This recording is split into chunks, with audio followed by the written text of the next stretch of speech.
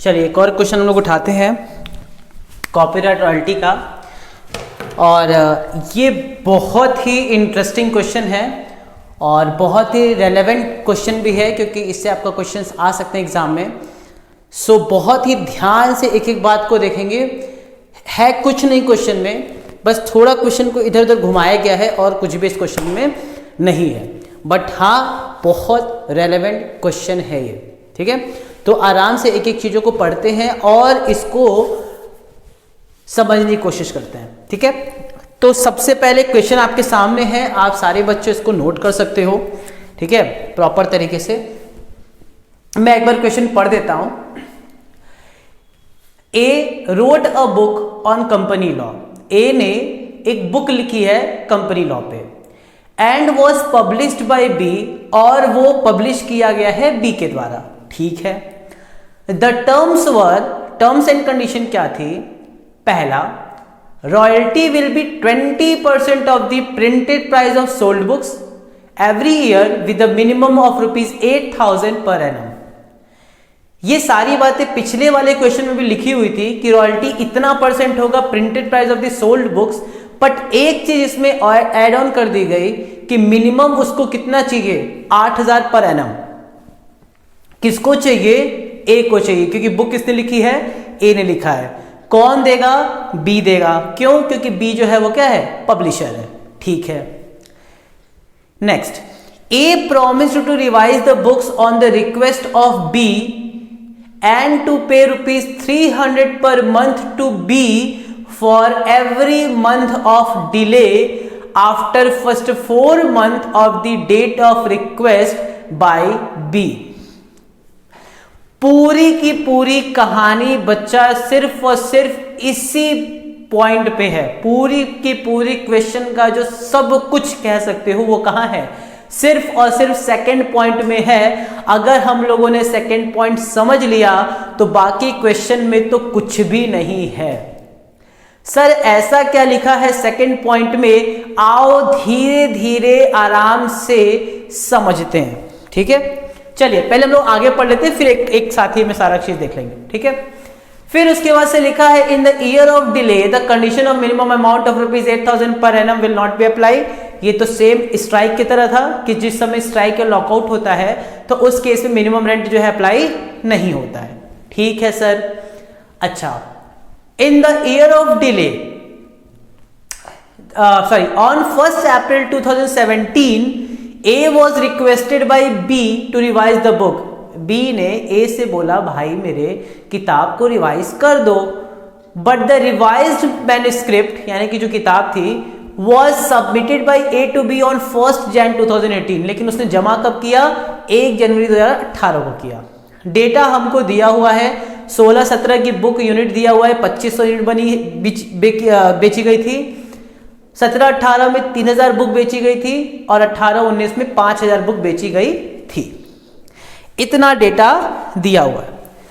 आइए अब एक बार हम इस क्वेश्चन को समराइज करते हैं। ध्यान से मेरी बात सुनना, एकदम बहुत आराम से। एक व्यक्ति ए था, ए ने एक बुक लिखी कंपनी लॉ पे और बी को दिया कि इसको पब्लिश कर दो। या बी आया ए के पास, कह रहा है ए भाई कुछ बुक लिखी हो कंपनी लॉ पे? बोला हाँ, एक काम करो हमको दे दो, मैं पब्लिश कर देता हूं। बी को पब्लिश करने को दे दिया। इसका मतलब ऑथर ये, पब्लिशर ये, रॉयल्टी किसको मिलेगी? रॉयल्टी किसको मिलेगी? गुड, रॉयल्टी किसको मिलेगी? ए को। कौन पे करेगा? बी। लैंडलॉर्ड कौन है? ए। लैंडलॉर्ड कौन है? ए। लेसी कौन है? बी। समझने के लिए इसमें लैंडलॉर्ड होता नहीं है, लेकिन मान लेते हैं लैंडलॉर्ड कौन हो गया? ए, और बी कौन हो गया? लेसी। ठीक है सर, अब बी ने रिक्वेस्ट किया ए को, ऐसा है देखो भाई तुमने किताब लिखी थी कंपनीज एक्ट 1956 पे, तुमने जो किताब लिखी है वो है कंपनीज एक्ट 1956 पे। अब ये 1956 वाला जो एक्ट है ना वो स्क्रैप हो गया, वो पुराना हो गया। तुम्हें 2013 पे किताब लिखनी है। उसने बोला कंपनीज एक्ट 2013 पे किताब लिखना है। उसने बोला हाँ, तो ठीक है मुझे समय दो रिवाइज करने का। ऐसे तो है नहीं कि तुरंत रात में बैठे रिवाइज हो गया, मुझे भी पढ़ना पड़ेगा, समझना पड़ेगा। ए ने बोला बी को कि मुझे भी थोड़ा समय दे दो कि मैं रिवाइज कर दूं। ठीक है, उसने बोला ठीक है। 4 महीने का समय दिया। कितने महीने का समय दिया? 4 महीने का। 4 महीने का समय दिया किसने?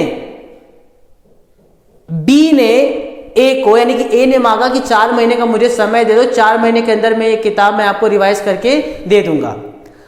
अब सोचो बी क्या किया होगा। बी गया होगा, जो भी स्टूडेंट उसके पास किताब लेने आते होंगे उसको कहता अरे भाई बस 4 महीना रुक जाओ बेटा, बस 3 महीना 4 महीना रुक जाओ, किताब आ रही है, छप रही है, आ रही है, छप रही है, आ रही है। कई सारे उसके भी दुकान एजेंसी, अगर उसकी एजेंसी होगी तो उसे कई सारी और भी छोटी मोटी दुकानें होंगी। उसके ग्राहक उसके जो मालिक हैं वो आगे बोल रहे थे कि भैया कंपनी लॉ पे किताब चाहिए थी। उसने बोला कि 4 महीने का समय ले लो, 4 महीने के बाद से हम आपको किताब प्रोवाइड कर देंगे, छप रही है। सब लोग खुश थे।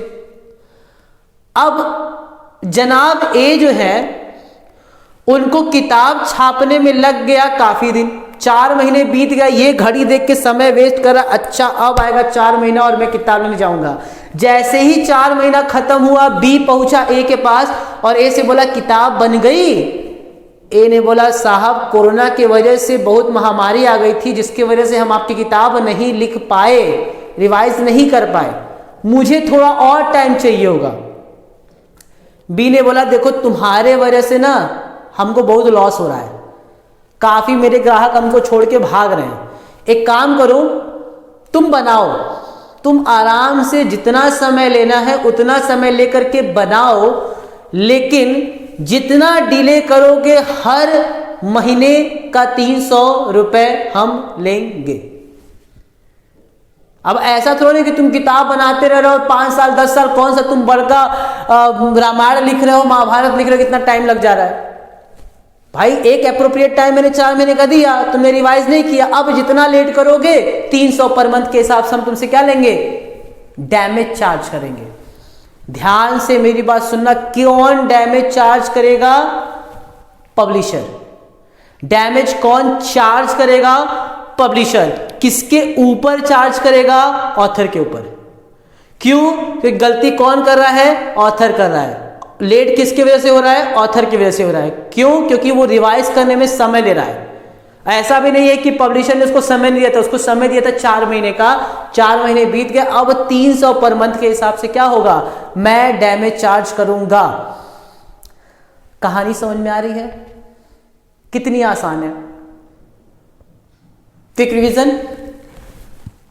बी पब्लिशर ने बुक पब्लिश करने को दिए, बोला ए ने पब्लिश करके कंपनी लॉ दे दिया, बहुत अच्छी खासी बिक रही थी। 1956 का एक्ट स्क्रैप हो गया, 2013 में नई उसको बुक छापनी पड़ गई। पब्लिशर ने रिक्वेस्ट किया ऑथर से कि साहब एक काम करो इसको रिवाइज कर दो, 4 महीने का हम तुमको समय दे रहे हैं, 4 महीने के बाद जितना लेट करोगे उतने महीने के हिसाब से हम तुमसे डैमेज चार्ज करेंगे और उतने महीने के हिसाब से उसको डैमेज चार्ज देना पड़ेगा।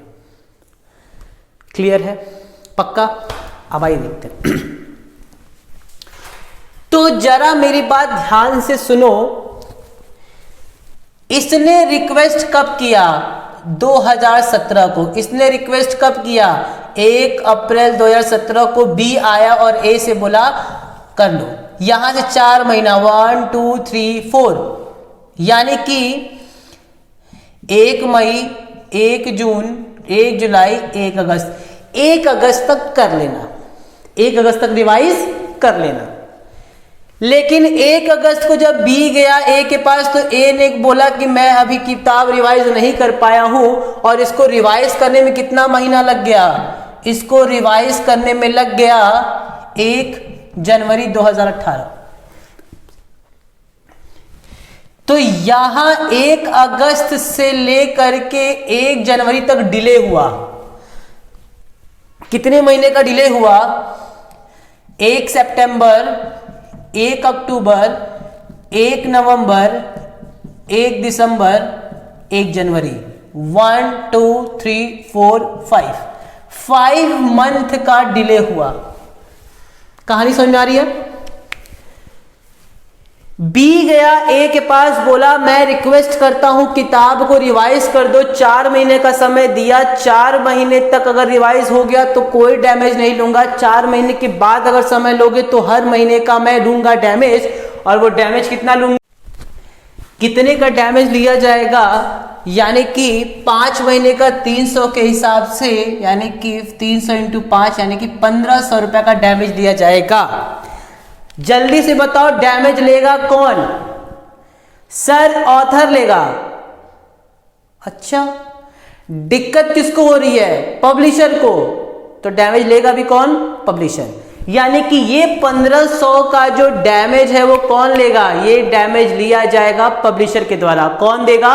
ऑथर देगा। क्लियर हो गया? बिल्कुल सर, ये वर्किंग तो बिल्कुल क्लियर हो गई। अब आप बस क्वेश्चन करा दीजिए। मैंने कहा ठीक है, 2500 यूनिट सोल्ड हुआ है, हमें पता है कि प्रिंटेड प्राइस कितना है, प्रिंटेड प्राइस कितना है, प्रिंटेड प्राइस है हमारे पास printed price, okay, printed price question में दिया हुआ है 10 रुपए, 12 रुपए, 14 रुपए, 10 रुपए, 12 रुपए, 14 रुपए, ये प्रिंटेड प्राइस दिया हुआ है। यानी कि हमारे पास प्रिंटेड प्राइस है 25,000, 12 तिया 36,000, 14 पच्चीस 70,000। ये हमारा सेल वैल्यू हो गया।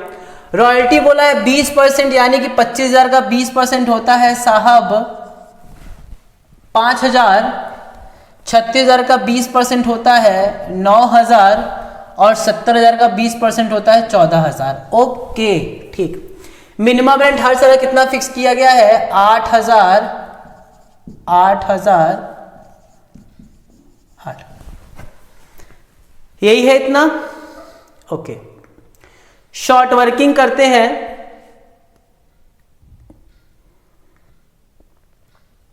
ठीक है, ओके, और हमारे पास अब है शॉर्ट वर्किंग।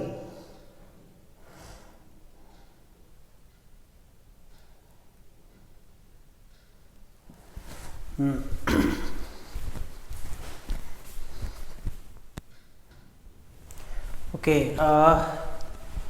ये है तुम्हारा इतना 25,000 का 20%, 5,000, 36। ओके, ये 7200 कर देना, 7200, क्योंकि 36,000 का 20% कितना हो जाएगा? 7200। रॉयल्टी का रेट कितना? 20%। ठीक है, ओके, शॉर्ट वर्किंग निकाल लेते हैं। पहले साल की शॉर्ट वर्किंग कितनी आ जाएगी? 3,000। दूसरे साल ही डैमेज हुआ है, एकदम याद करो स्ट्राइक और लॉकआउट, जैसे स्ट्राइक और लॉकआउट में हुआ था। तो स्ट्राइक और लॉकआउट के केस में भी जितना, उस केस में क्या था कि मिनिमम रेंट का हिसाब किताब नहीं लगता था, जितना भी हमारे पास रॉयल्टी होगी वही हमारा क्या हो जाएगा? मतलब मिनिमम रेंट। तो इसलिए इस केस में यहाँ पे हमारे पास कोई शॉर्ट वर्किंग नहीं होगी। और यहाँ पे हमारे पास एक्सेस है 6,000 का। ठीक है, 6,000 का एक्सेस है। ठीक, अच्छा, क्वेश्चन में कहीं भी ये नहीं बोला था कि आपको शॉर्ट वर्किंग रिकूप करना है, या रिकूप करेंगे तो कितने साल के लिए करेंगे, ऐसा कोई भी कंडीशन नहीं लगाया है। बल्कि साफ साफ ये बोल दिया गया है कि जो भी शॉर्ट वर्किंग होगी वो अनरिकूप मान ली जाएगी। यानी कि अगर आपके पास कोई भी शॉर्ट वर्किंग है तो आप उसको एक्सेस से एडजस्टमेंट नहीं कर सकते। ठीक, तो जब हमारे पास एक्सेस से एडजस्टमेंट करने का कोई चांस नहीं है तो हम रिकूप कुछ नहीं करेंगे और पूरा का पूरा अनरिकूप में डाल देंगे, और यही अनरिकूप वाला किस में चला जाएगा? पीएल में। मिनिमम रेंट का पेमेंट होगा, मिनिमम रेंट कितना था? 8,000, तो हमने 8,000 का पेमेंट कर दिया। ये सारी चीजें हम लोग पहले कर चुके हैं, इसलिए कुछ में कोई दिक्कत नहीं है। यहां पे भी कुछ भी रिकूप नहीं होगा, कुछ भी अनरिकूप नहीं होगा। बैंक में हमारा पेमेंट होगा, बैंक से हम लोग पेमेंट करेंगे कितने का? 7200 का। ठीक, पीएल में कुछ नहीं जाएगा। और यहां पे हमारे पास है 14,000 है, कुछ भी रिकूप नहीं होगा, कुछ भी अनरिकूप नहीं होगा, तो 14,000 का पेमेंट होगा। अभी मैंने पेमेंट इसको एज इट इज लग दिया, यहां पे हमने डैमेज की कोई बात नहीं की। ये नॉर्मल, अभी हम लोग क्वेश्चन को बहुत इजी तरीके से समझना चाहते हैं कि इजीली क्या है। तो यहां पे हम लोगों ने बोला कि अगर डैमेज नहीं होता तो यही होता, अगर डैमेज नहीं हुआ होता 1500 का तो यही होता। अब हम लोग इसी में क्या करते हैं, सेकेंड ईयर में डैमेज हुआ था तो डैमेज की चर्चा कर लेते हैं। डैमेज की अगर हम बात करें तो ध्यान से मेरी बात सुनना। डैमेज के लिए सबसे पहले तो डैमेज हो किसको रहा है? सर डैमेज हो रहा है बी को, और बी डैमेज क्लेम कर रहा है ए से 1500 का। अब ध्यान सुनना, होगा क्या? ए को रॉयल्टी चाहिए 7200 की। ए को रॉयल्टी कितनी चाहिए? 7200 की। ए आया बी के पास और बी से बोला चलो बेटा रॉयल्टी निकालो। बी फिर क्या बोलेगा? ये लो 7200 की रॉयल्टी लो और अब तुम भी हमको दो 1500। ध्यान से मेरी बात सुना, यही तो होगा। 7200 की वो रॉयल्टी 7200 की रॉयल्टी लेने गया, ए बी के पास करा 7200 की मुझे रॉयल्टी दो, और बी ने तुरंत उसको पलट के बोला अच्छा बेटा 1500 रुपए का तुमने डैमेज किया है वो दो। तो उसने बोला एक काम करो, तुम 7200 तब मत दो और मैं भी 1500 नहीं देता हूं, एक काम करो एडजस्ट करके मुझे दे दो। यानी कि इस केस में 7200 का जो पेमेंट है वो एक्चुअल में 7200 ना हो करके बोलेगा 7200 की रॉयल्टी में से 1500 जो पेमेंट वाला उसको माइनस कर दो। यानी कि अल्टीमेटली कितना पे होगा? 5700। सर इसको जर्नल एंट्री से क्लियर कर दिया। मैंने कहा चलो अच्छा जर्नल एंट्री से क्लियर कर लेते हैं। सबसे पहले अगर हम जर्नल एंट्री की बात करें तो इसको आप लोगों ने नोट डाउन कर लिया है आई गेस, ठीक है। तो एक काम करते हैं जर्नल एंट्री की बात कर ही लेते हैं।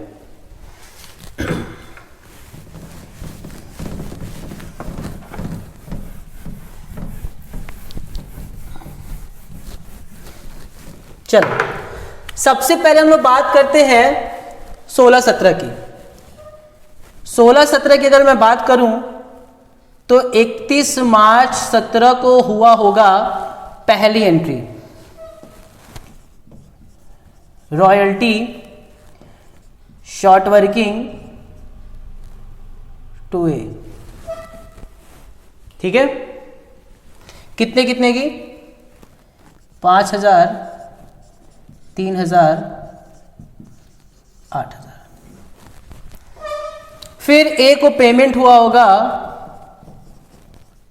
पूरा 8000 का, और फिर हमने पीएल में ट्रांसफर किया होगा तो PL to royalty to short working. P royalty में चला जाएगा 5000, शॉर्ट वर्किंग अनरिकूप में हो जाएगा 3000, और यहां चला जाएगा 8000। मेरे ख्याल से पहले साल में तो कोई किसी को दिक्कत नहीं होगी। पहले साल की एंट्री एज इट इज जैसे हम लोग करते थे, ठीक है। तो हम लोगों ने पहले साल की एंट्री पास कर दी, ठीक है। चलिए अब हम लोग बात करते हैं सेकेंड ईयर की। सेकेंड ईयर में जब हम आएंगे 31 मार्च 18, यही सेम एंट्री होगी, रॉयल्टी टू ए 7200, ठीक है। ए को पेमेंट होगा ए टू बैंक 7200, ठीक है।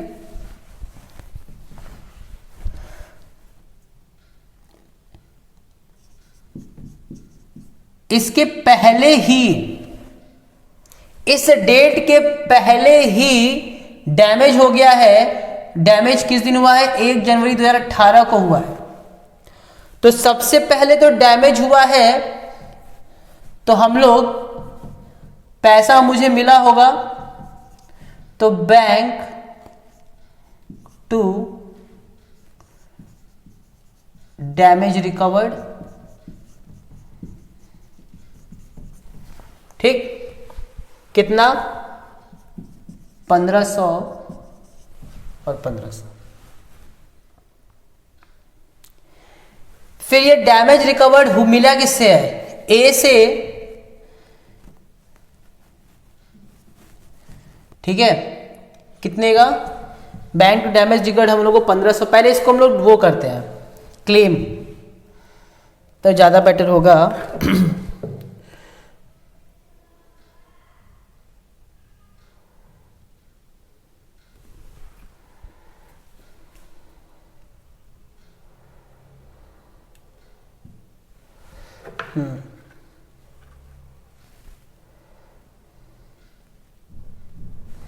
ठीक है, ये इतना हो गया। अब जरा यहां पे ध्यान देना, इन दोनों एंट्री को बहुत ध्यान से देखना। जो मैंने भी बताया था 7200 मुझे चाहिए, मुझे देना था और 1500 मुझे चाहिए था, तो अल्टीमेटली मैं 5700 से भी तो एंट्री पास कर सकता हूं, बिल्कुल कर सकता हूं। तो यहां पे हम लोग एक एंट्री पास कर सकते हैं, ए टू बैंक 5700। क्या ये क्लियर है आप लोग को, ए टू बैंक 5700, ओके, ठीक है। अब इसको हम लोग चाहे तो ऐसे ही एज इट इज छोड़ सकते, कोई दिक्कत नहीं। अब हम लोग इस बैंक जो डैमेज रिकवर्ड हुआ है उसको पीएल में ट्रांसफर कर दें, तो पीएल में जब ट्रांसफर करेंगे तो लिखेंगे डैमेज रिकवर्ड टू पीएल 1500 और 1500, और फिर एक और एंट्री पास होगी पीएल टू रॉयल्टी 7200 और 7200, ठीक है। ये हमारी इतनी एंट्री पास होगी।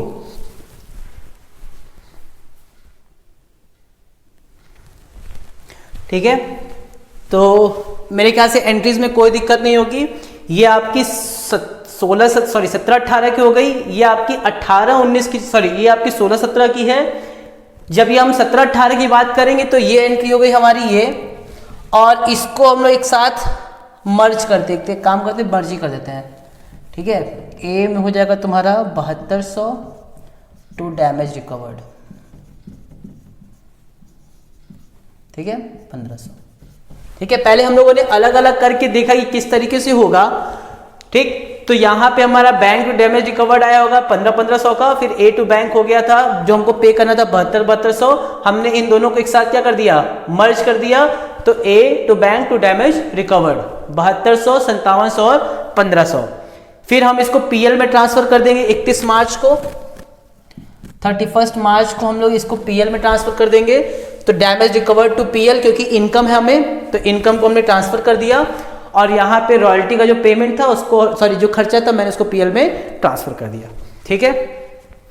ये थी आपकी 17-18 की एंट्री। 18-19 की जो एंट्री है वो एज इट इज यही होगी, बस उसमें शॉर्ट वर्किंग नहीं होगा, उसमें एक्सेस होगा। तो वहां पे हो जाएगी रॉयल्टी टू ए 14,000, मैं कर ही देता हूं आपका ये 18-19 की एंट्री, रॉयल्टी टू ए 14,000, ठीक। फिर ए टू बैंक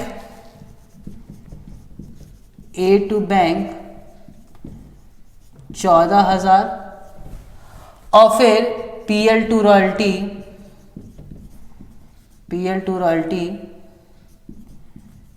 14,000, ठीक है। और इस तरीके से आपका ये पोर्शन खत्म हो गया, ठीक।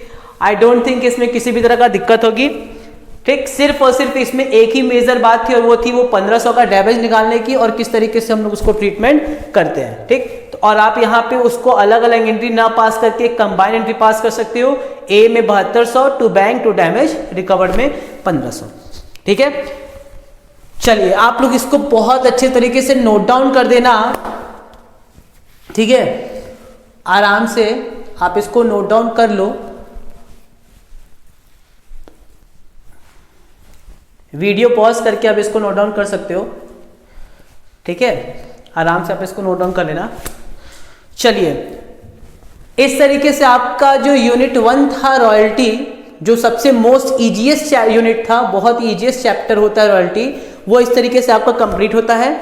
इसमें हम लोगों ने हर एक सेगमेंट की बात कर ली है। नेक्स्ट जो हमारा यूनिट हम स्टार्ट करेंगे वो है आपका हायर परचेज, और वो इससे भी इजी है, ठीक है, बिल्कुल आराम से इसको हम लोग समझेंगे। इंस्टॉलमेंट पेमेंट सिस्टम और हायर परचेज सिस्टम, इसके बारे में हम लोग चर्चा करेंगे, ठीक है।